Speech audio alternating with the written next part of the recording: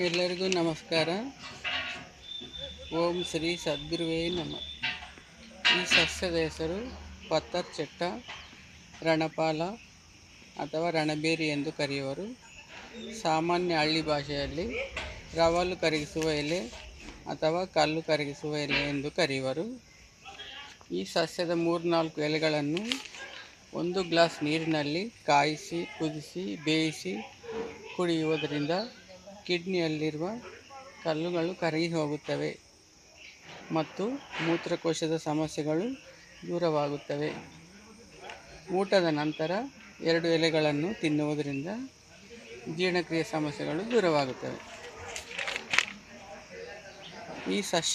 ಈ ಸಸ್ಯದ ವಿಶೇಷವೆಂದರೆ ಈ ಸಸ್ಯದ ಎಲೆಗಳು 15 ದಿನಗಳವರೆಗೆ ಹುಳಿಯಾಗಿ ಮತ್ತು 15 ದಿನಗಳವರೆಗೆ ಒಗರಾಗಿ ಇರುತ್ತವೆ.